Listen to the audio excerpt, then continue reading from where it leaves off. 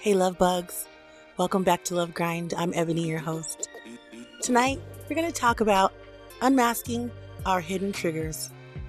All right, thanks for tuning in. I'm going to get some of my information from a site called psychology.com. Check them out. They have great information about triggers and all kinds of mental health stuff going on. Check them out. Tonight, we're peeling back a layer many of us run from, our triggers. You know, those moments when something small just sets you off, you react instantly, strongly, and sometimes you're left wondering, why did I blow up over that? Why am I acting like this? Why do I feel like this? I don't like it. Most people treat triggers like emotional landmines. Scary, painful, unpredictable. But what if I told you tonight that they're actually signposts pointing toward our growth?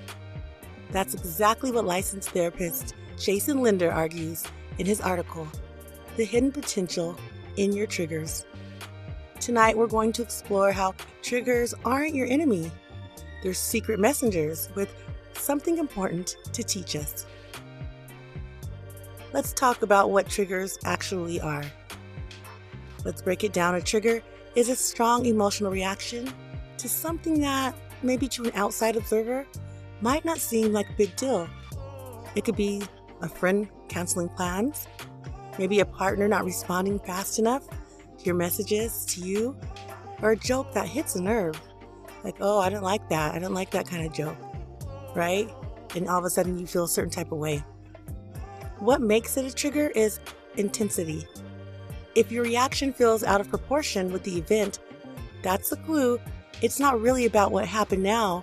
It's about something underneath that.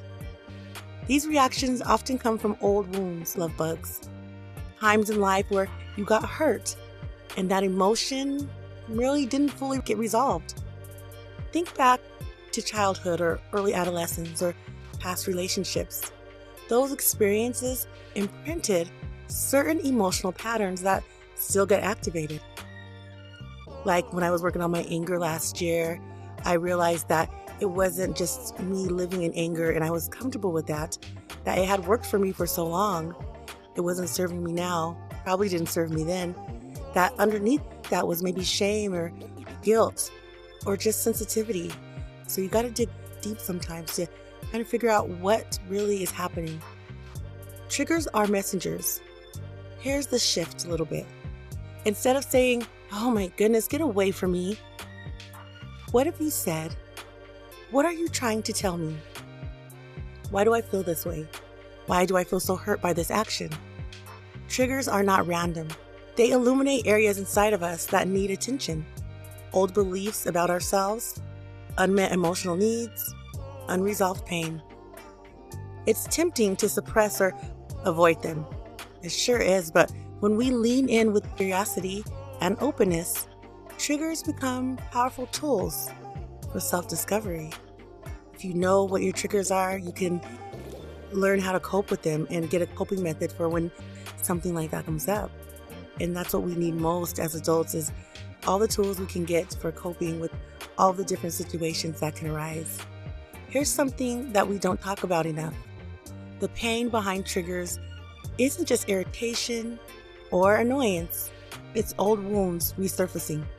If you react strongly to rejection, criticism, or feeling unseen, chances are there's a history there. For example, picture someone interrupting you in a meeting or in the midst of a conversation. Most people might feel annoyed, but if that triggers exhaustive hurt or shame, it might be tied to a deeper belief like, my voice doesn't matter. That's a belief shaped long before this moment, right? Somebody told you to shut up all the time or be quiet. That can cause you to feel hurt or shame if somebody interrupts you.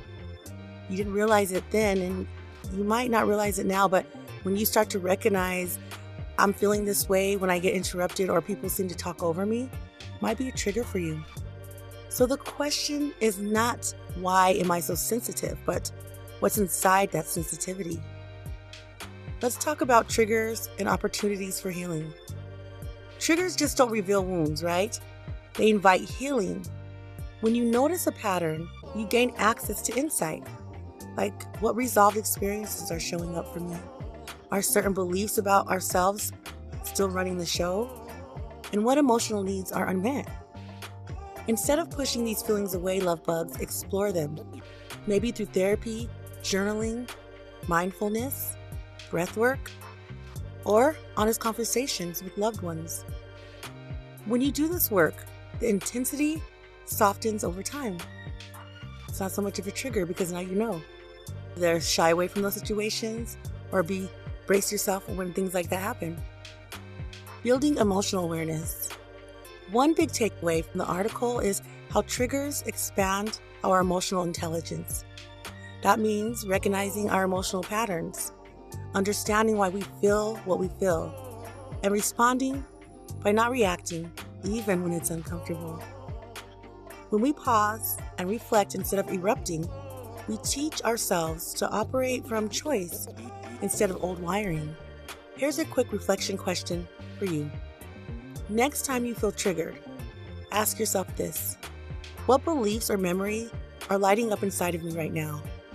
Like, what's happening? You might not be able to figure it out at that moment, but pretty soon you can see patterns in yourself and you'd be able to be like, oh wait, I felt like that last time. How can I curve that for the next time? Can triggers boost empathy? Here's something beautiful about triggers. Understanding them can make you more compassionate with others too. Once you see how past experiences shape emotional reactions, you begin to realize everyone else has their own invisible wounds guiding their responses too. We're not the only ones with triggers, everybody has them. That doesn't mean you excuse harmful behaviors, disrespect, but you can interpret it with more clarity and empathy instead of getting pulled into defensive reactions. Sure can. And that's called emotional intelligence right there. Triggers as catalysts for change.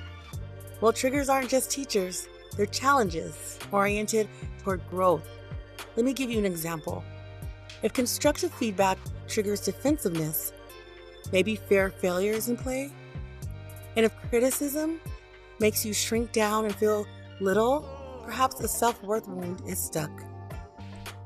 These moments, they invite you to reassess your beliefs and narratives. They're not there to shame us, they're to give us direction. What are some practical ways, love bugs, to work with our triggers? How can we grow from them? We can pause and breathe. Just stopping before reacting gives us space for reflection. Definitely, I notice that when I'm hasty and not really listening to the other person, I tend to be wrong. So now I just kind of step back and listen, take it all in before I respond. You can ask insightful questions like, what does this remind me of? What belief is living here underneath this trigger? Of course, journaling it out, that always helps me to write what happened at that moment so I can go back and reflect and see how my feelings were maybe like a week ago. You can talk it through. Therapy or trusted conversations can unlock healing you didn't realize was waiting. So if you're tired of feeling hijacked by your emotional reactions, take a deep breath and welcome a new perspective. They are teachers. Our triggers are not our enemies. All right, they are signposts and our scouts pointing to deep inner work and the potential for transformation. And as Jason Linder says, triggers are not just discomfort. They are private, valuable keys to unlocking our potential. Thanks for tuning into Love Grind. I'm Ebony, your host, and I'm reminding you this week, all right, before you scroll or you tune me out, I want you to do one thing for me. If you feel triggered, don't judge it. Don't explain it away. Don't even push it down. Just pause, breathe, and ask yourself, what is this trying to show me about myself? I hope you learned something tonight. I know that I did, and I'm so glad that you joined me. I will see you next week. Please use empathy, starting with yourself first. And until next time, love bugs, I'm out.